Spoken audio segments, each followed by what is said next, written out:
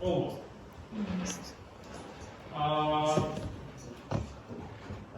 The thing is that we've spent lots of times on doing this training today just to train yourself. It is actually not practical applicable. And right now we are going to do something practical. And that's what you have to use during your geological modeling assignment. Okay, first of all, go to your Moodle tab.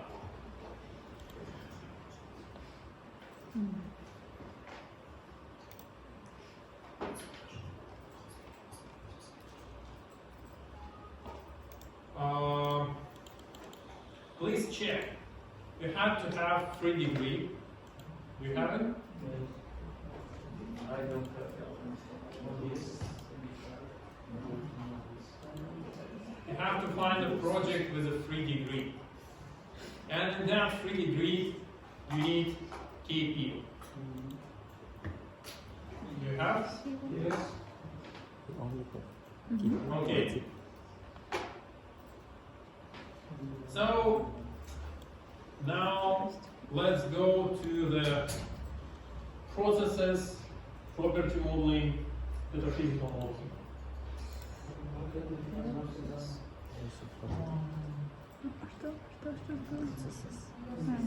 Я думаю, есть. Property modeling, metaphysical modeling.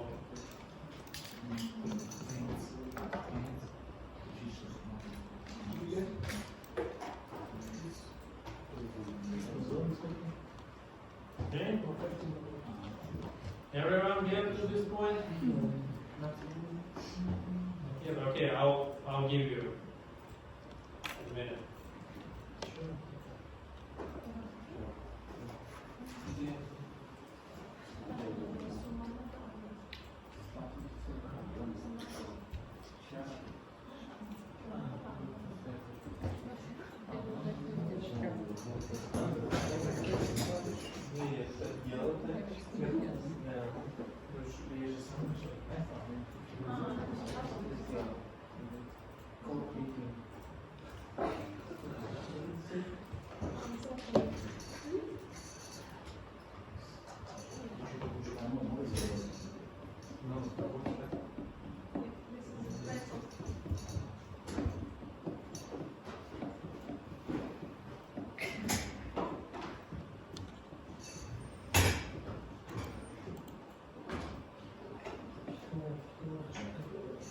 Please check that your KP is upscaled.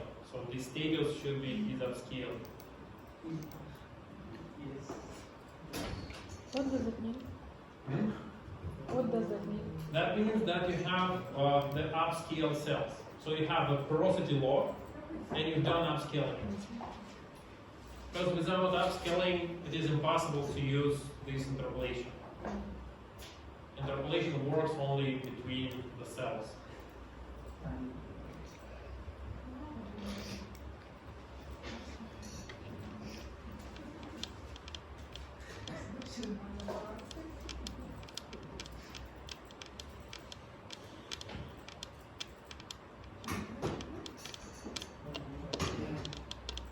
Okay? Get that? So, let's look at that picture. Did we see anything like that before? Yes. And right now you know what does it mean. So that's the anisotropy range. What does it mean?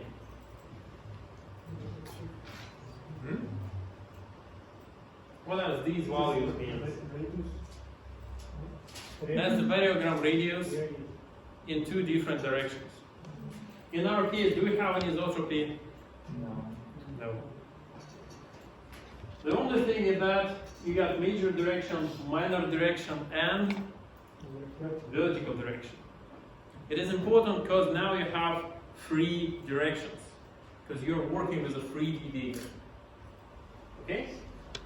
Type of the variogram Gaussian, nugget, is this one, and so on. That's the place where you can set the values manually.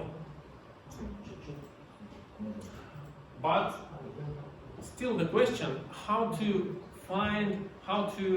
look at the variograms. Where is the variograms? Press this button, show data dialog. Okay? Get this picture? So, first of all, you can apply a certain transformations onto your data. And you see the one that is applied by default is normal score. What normal score is doing?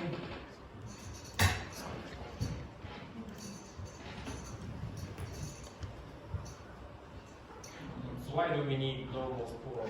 Normal distribution. Yes, it forces any type of your data to have normal distribution, to have Gaussian distribution. And it's by default presented here. Okay, let's leave it like that. Let's go to variograms. Okay, by default you have the different values here. What values you got for the vertical? One, guys. IC. So I suppose it's like 10 and 25, yes? 8. 8 is 20. Okay. Okay, just to make this picture looks like yours. You see, we got 3 different directions, vertical, major, and minor. Yes. We are starting with vertical. Number of flags 8, lag distance 25. So in our case, in this case, we are not setting the tonal distance and dividing it onto steps. We are choosing the number of steps and the size of each step. And remember that we are working in the vertical direction. Okay? So, how do you think, in case of the vertical direction, 25 meters step is good or not? No, it's not good. No. Why it's not good? Because typically we have 1 meter.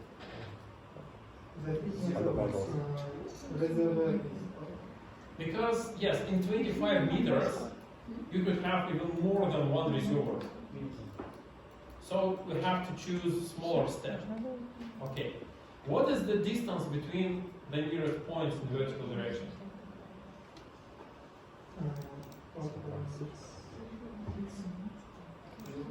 In our case, in your case, how much?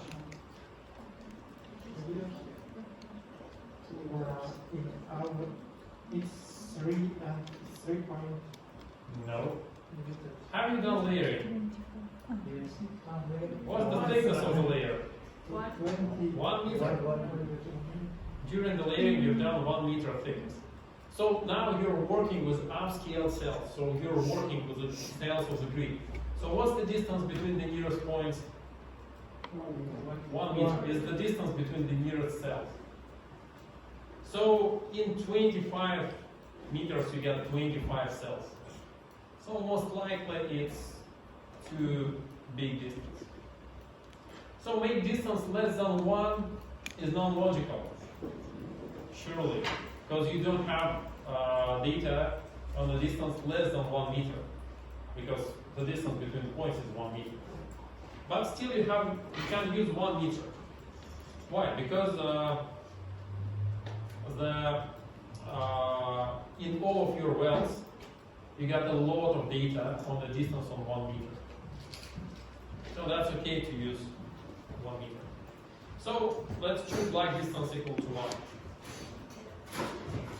And down here, you obtain diagram. These black points, actually gray points, show us what? What is this? Like average for Yes, but how it's called?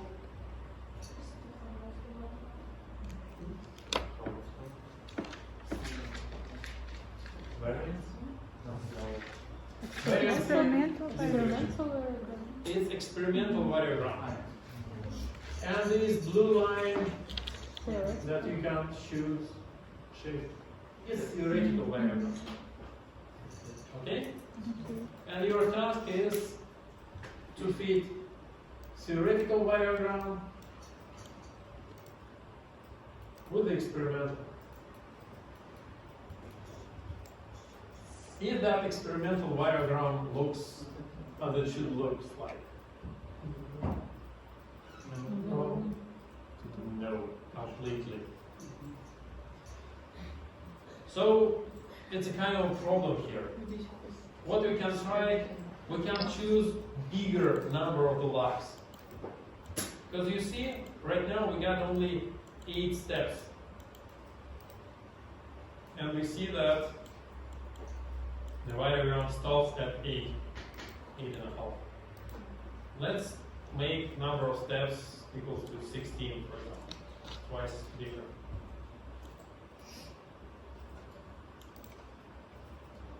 Okay, still it's not pretty good.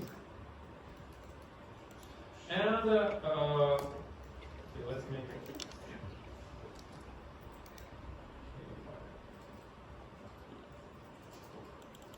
And simultaneously, let's look at this histogram. See it? What does it show, this histogram? This histogram, it shows you the number of pairs for the calculations. So it shows you the statistics for each point. And right now you know that for this point, you got something like maybe 20 calculations or 40. But for that point, you got almost 1,000 calculations. So you can rely on that point much more than rely on that point. Okay? And right now, I'm going to give you a couple of minutes. Try to work with your parameters, like number of flags, like distance, to create a good variogram. Okay? And then feed this experimental variogram with your theoretical. Try to do that. Там было 8, здесь было 8, 8.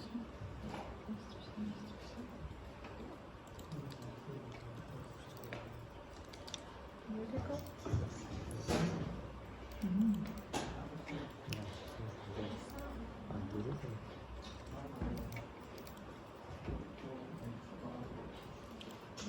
Англ 45 всегда.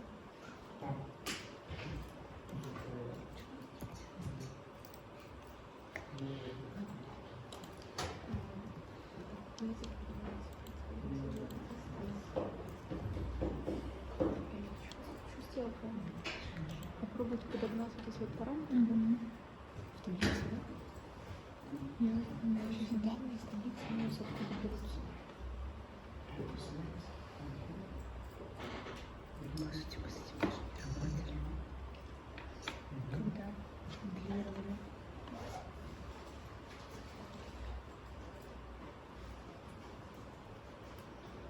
Ничего не сделать.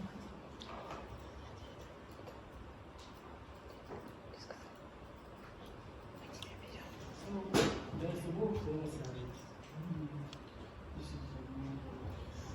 I don't hear about it. Yes, that's the blue The same, like, In this case, you can simply change the position of your well.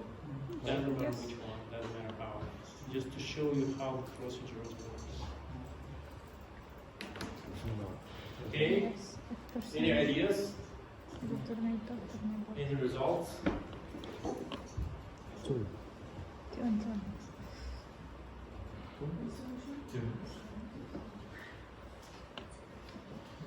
Почему такое не такое получается?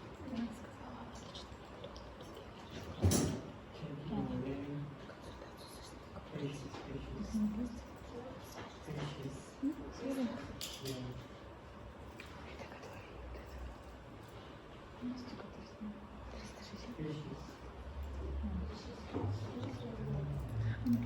Куда я ходила, там типа все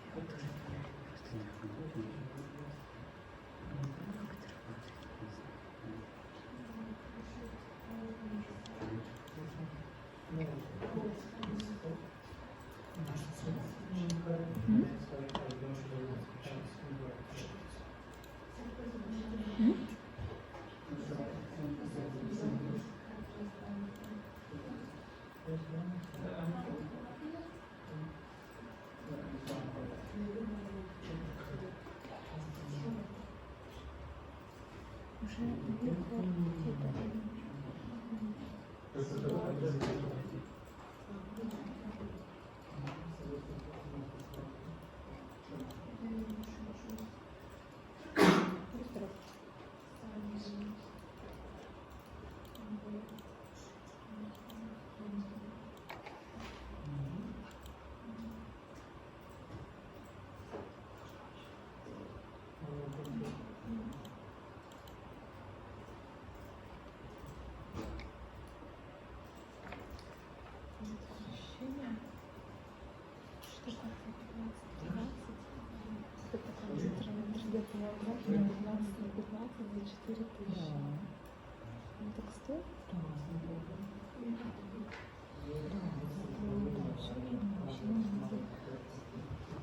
Череп 3D.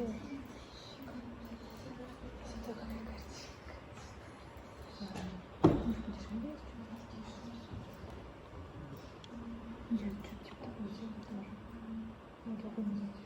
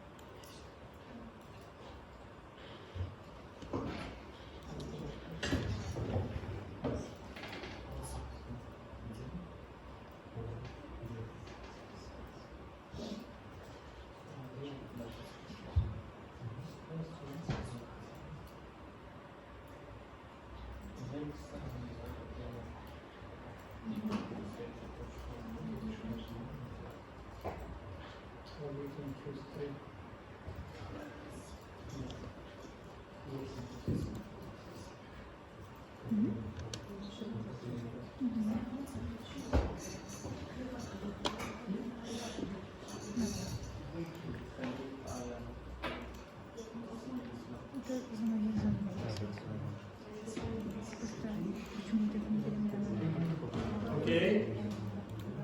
Did you finish? Did you find a good parameters? Okay, guys.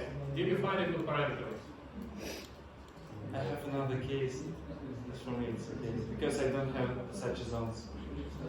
You don't have zones at all? I have zones one, zone 1, zone 2. Doesn't matter. That okay.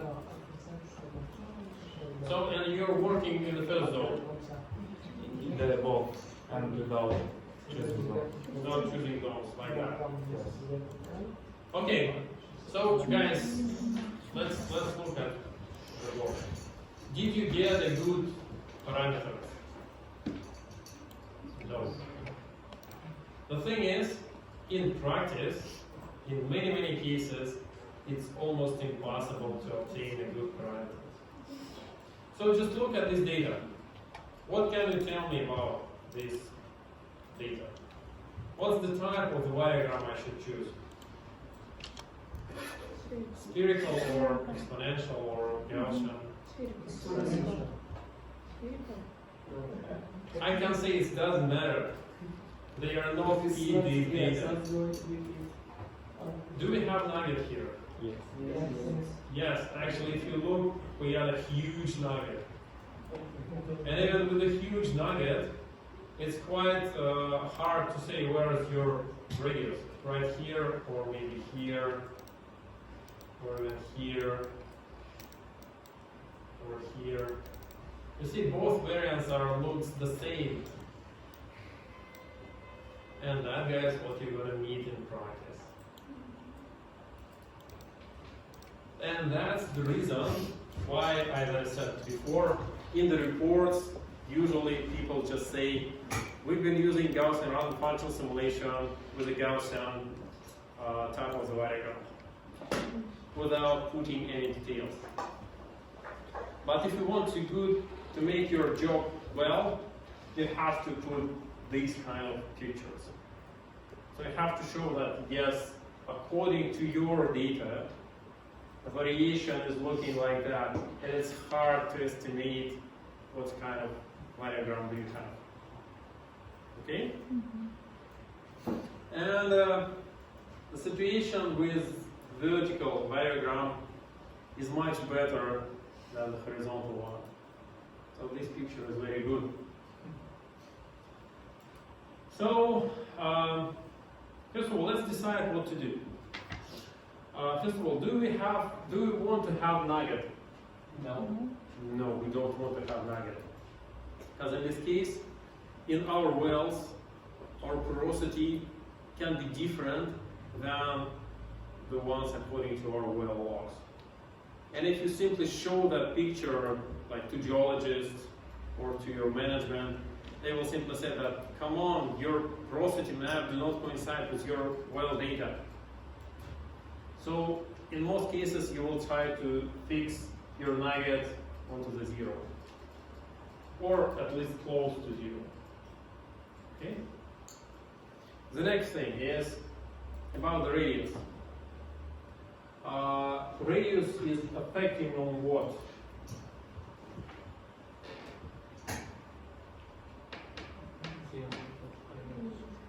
It depends on what type of interpolation you are going to use. In case of the kriging, and first we're going to use kriging, it shows you what? On which distance you're going to reach average from the point, from the well. Okay? And once we don't know the actual radius, it's better to make it not too much. Because if you don't know anything, use average. So in our case, let's make it something like that. Well, in my case, I got something like 5. Okay? So the radius is 5 meters. And now let's go to the major direction, which is here. So we have to set 3 different variograms. We've done with vertical one, let's look at the horizontal. And in horizontal case, we have to look at this picture.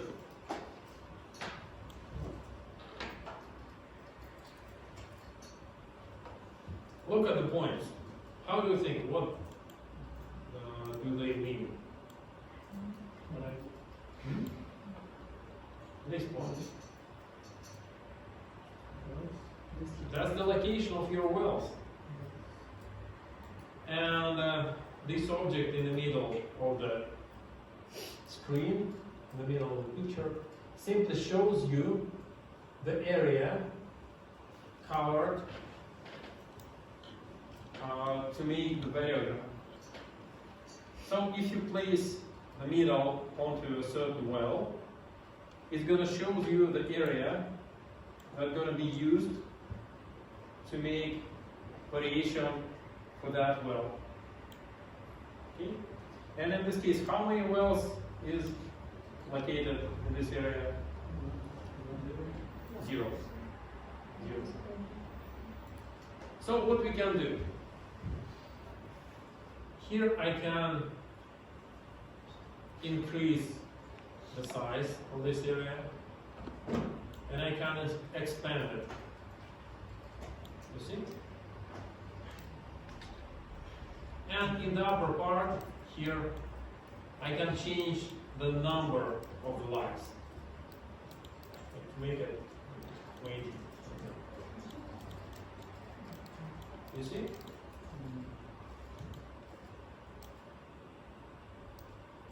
And once again, the wider I'm making this angle, that's the tolerance angle. the less I'm following the direction. But the better my variogram, because I get better statistics. The smaller the tolerance angle, the better the direction, but the worse the variogram. Okay? And additional thing that we can change here is this azimuth. So that is the direction of your variogram. By default it's 0, but I can make it like 30 degrees. Or I can make it 60. And you see it's tilting. Your task now, guys, is to set the parameters of this variogram to make it look good here. And fit your experimental variogram with a theoretical one. Do it.